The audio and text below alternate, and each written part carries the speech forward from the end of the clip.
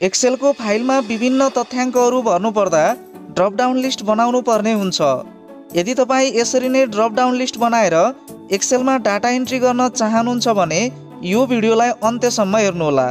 यो भिडियोमा एक्सेलमा dropdown list बनाउने विभिन्न 3 तरिकाहरू बताइएको छ।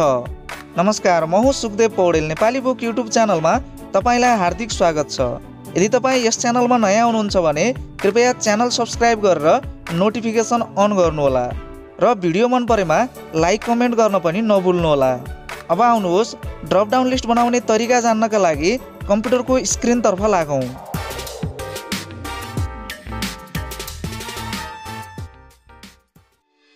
ड्रपडाउन लिस्ट बनाउनको लागि पहिला कुन ठाउँमा चाहिँ तपाईले कुन सेलमा चाहिँ ड्रपडाउन लिस्ट बनाउन चाहनुहुन्छ त्यो सेललाई चाहिँ तपाईले सिलेक्ट गर्नुपर्ने हुन्छ। जस्तो मैले चाहिँ यो तालिकामा यो क्लास लेखेको यो कोलम जुन छ यो कोलममा भएका यहाँनिर यो तालिकाभरि भएका सबै यो क्लासका कोलमहरूलाई मैले सिलेक्ट गरेको छु। यहाँ मलाई ड्रपडाउन लिस्ट चाहिएको छ ताकि प्रत्येक विद्यार्थीको क्लास चाहिँ यहाँनिर ड्रपडाउन लिस्टमा क्लिक गरेर त्यहाँबाट छनौट गर्न सकियोस्।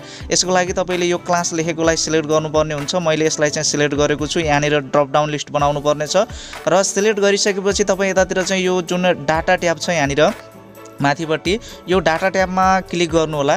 डाटा ट्याबमा आउँदा बित्तिकै यहाँनिर चाहिँ डाटा भ्यालिडेसन भन्ने चाहिँ एउटा कमान्ड रहेको छ। यो डाटा भ्यालिडेसन भन्नेलाई चाहिँ क्लिक गर्नु होला। क्लिक गरिसकेपछि यहाँनिर 3वटा अप्सनहरू रहेका छन् र 3वटा अप्सनहरू मध्येको यो पहिलो अप्सनलाई चाहिँ क्लिक गर्नु होला। यसलाई क्लिक गर्दा बित्तिकै यहाँनिर चाहिँ एउटा बक्स आएको छ र यो बक्सभित्र यहाँनिर 3वटा अप्सनहरू रहेका छन्। यो पहिल्यै अप्सन जुन सेटिङ छ यही सेटिङको तलपट्टि यहाँनिर चाहिँ एनी भ्यालु भन्ने रहेको छ। यसमा चाहिँ यतापट्टि आउनु भयो भने यहाँनिर एउटा एरो रहेको छ। यसलाई क्लिक गर्नु होला। यसलाई क्लिक गर्दा बित्तिकै यहाँनिर चाहिँ लिस्ट भन्ने देख्न सक्नुहुन्छ। यसलाई चाहिँ सिलेक्ट गर्नु होला। यसलाई छनौट गर्नु होला।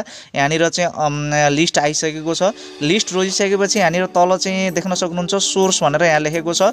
एउटा बक्स आएको छ। यो सोर्समा चाहिँ क्रसर लगाएर क्लिक गर्नु होला। यसमा क्लिक गर्दा बित्तिकै यहाँनिर यो सोर्सको बक्सभित्र चाहिँ क्रसर देखा परेको छ र अब हामीले चाहिँ यसलाई यो सोर्स दिनुपर्ने छ। के कुराहरू चाहिँ ड्रपडाउन लिस्टमा दिनुपर्ने हो त्यो कुरा चाहिँ हामीले यहाँ दिनुपर्ने हुन्छ। अब यसको लागि चाहिँ 1 देखि 10 सम्मका अङ्क म यहाँ दिन चाहन्छु। त्यो कारणले गर्दा म यता 1 देखि 10 सम्मका अङ्क यहाँ रहेका छन्।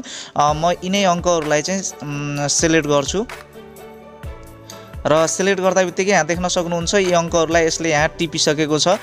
यो टिपिसकेपछि हामीले यहाँ सिलेक्ट गरिसकेपछि यता आएर यहाँनिर ओके गरिदिनुपर्छ। म यसलाई ओके गर्छु। ओके गर्दा बित्तिकै अब देख्न सक्नुहुन्छ यो प्रत्येक बक्समा यतातिर चाहिँ ड्रपडाउन लिस्ट आइसकेको छ। जस्तो यो विद्यार्थीको चाहिँ कति यो क्लास त्यो क्लास चाहिँ अब हामीले यहाँबाट छनौट गर्न सकिन्छ। प्रत्येक विद्यार्थीको क्लास जति छ त्यही क्लास अनुसारले हामीले चाहिँ यहाँनिर छनौट गर्न सकिन्छ। यहाँनिर सबै भरिदिन्छु यो र यसरी चाहिँ यो क्लासमा चाहिँ हामीले यहाँ ड्रपडाउन लिस्ट लगाइसकेका छौँ। र यहाँनिर चाहिँ एउटा कुरा के हुन्छ भन्दाखेरि जस्तो यो ड्रपडाउन लिस्टको सोर्स चाहिँ हामीले यो जुन क्रमसङ्ख्या छ यसलाई चाहिँ हामीले सोर्स बनाएका छौँ। यदि चाहिँ यहाँका अङ्क मैले मेटिदिएँ भने जस्तो यो सिलेक्ट गरेर 1 देखि 10 सम्मका अङ्कहरू मैले यहाँबाट चाहिँ मेटिदिएँ भने अब यो ड्रपडाउन लिस्टमा तपाईँले त्यो अङ्क देख्न पाउनुहुन्न। यहाँ देख्न सक्नुहुन्छ ती अङ्कहरू गायब भइसकेका छन्। यहाँबाट हराउँदा बित्तिकै यसमा पनि गायब भएका छन्। त्यो कारणले गर्दाखेरि यो अङ्कहरू जहाँ रहेका छन् ती मेट्न हुँदैन। यो पहिलो तरिकामा चाहिँ यस्तो हुन्छ। जहाँबाट हामीले सोर्स लिएका थियौँ त्यो सोर्स लिएको ठाउँबाट हामीले चाहिँ अङ्कहरू मेट्नु हुँदैन। कि अङ्क अक्षर जे लिएका छौँ त्यो चाहिँ हामीले मेट्नु हुँदैन। यो पहिलो तरिका हो। सोर्सहरू चाहिँ हाम्रो त्यहाँ हुनै पर्ने हुन्छ। र अब दोस्रो तरिका म यहाँ बताउन गइरहेको छु। दोस्रो तरिकामा चाहिँ के हुन्छ भन्दाखेरि यहाँनिर चाहिँ जुन जेन्डर लेखेको छ यो जेन्डर लेखेको सबैलाई म सिलेक्ट गर्छु। यो सबैमा चाहिँ मलाई ड्रपडाउन लिस्ट चाहिएको छ। यसलाई सिलेक्ट गर्छु। सिलेक्ट गरिसकेपछि यही डाटा ट्याबको यही भ्यालिडेसनमा जान्छु। फेरि पनि म यो डाटा भ्यालिडेसन सुरुको अप्सनलाई चाहिँ क्लिक गर्छु। क्लिक गर्दा बित्तिकै यो बक्स आएको छ। यहाँबाट म लिस्ट चुज गर्छु। लिस्ट पहिला पनि लिस्ट नै चुज गरेको थिएँ। अब सोर्समा चाहिँ मैले सोर्स चाहिँ यता अरूबाट नलिएर सिधै म यहाँ टाइप गर्न पनि सक्छु। जस्तो सोर्समा चाहिँ हामीले यहीँनिर टाइप गर्न सकिन्छ। जस्तो म यहाँ जेन्डरमा चाहिँ मेल र फिमेल भनेर लेख्नुपर्ने हुन्छ। म यो टाइप गर्छु। मैले यहाँ मेल लेखेको छु। मेल लेखिसकेपछि स्पेस दिनु हुँदैन र कमा दिनु होला। कमा दिएर अनि अर्को शब्द लेख्नु होला। यहाँनिर स्पेस नदिनु होला। म चाहिँ फिमेल पनि लेख्छु।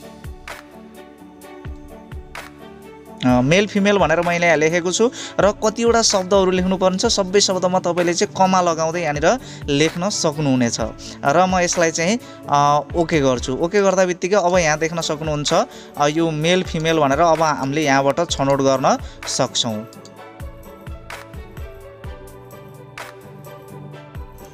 र यो भरिसकेपछि हामीले यसलाई चाहिँ यसरी फर्म्याट गर्न उयो जुन सामान्य तरिकाले हामीले गर्छौँ त्यसरी नै यसलाई चाहिँ फर्म्याट गर्न सकिन्छ। यसलाई म सेन्टर गरिदिन्छु र अब यहाँ स्पोर्ट लेखेको छ यो अब अलि भिन्नै तरिकामा यहाँनिर गराउन गइरहेको छु।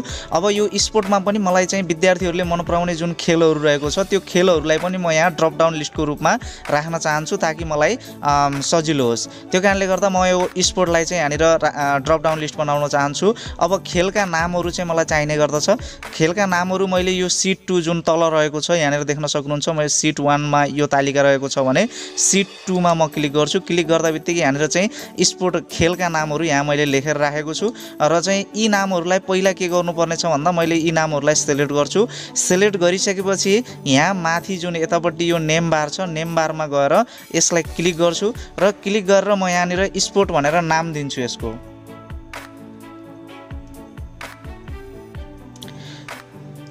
मैले चाहिँ यहाँ यो जुन तालिका रहेको छ यो स्पोर्ट खेलहरूका नामहरू रहेका छन्। यो खेलहरूको नामहरू रहेको यो चाहिँ नामहरूलाई मैले चाहिँ स्पोर्ट भनेर नाम दिएको छु र अब चाहिँ म यहाँनिर सिट 1 मै जान्छु। सिट 1 मा गएर चाहिँ अब यसमा चाहिँ के गर्नुपर्ने छ भन्दा म यसलाई चाहिँ सिलेक्ट गर्छु पहिला यो स्पोर्ट लेखेकोलाई।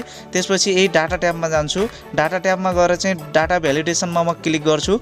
डाटा भ्यालिडेसन यो पहिलो अप्सनलाई चाहिँ म रोज्छु। रोजिसकेपछि अब चाहिँ यहाँनिरबाट यो लिस्ट नै हो रोज्ने फेरि पनि र यो सोर्स जुन छ सोर्समा चाहिँ म यहाँनिर पहिला बराबर लगाउँछु किनकि यो चाहिँ अर्को सिटबाट यो सिटमा ल्याउँदैछौँ हामीहरूले। त्यो कारणले गर्दा बराबर लगाउनु पर्ने हुन्छ।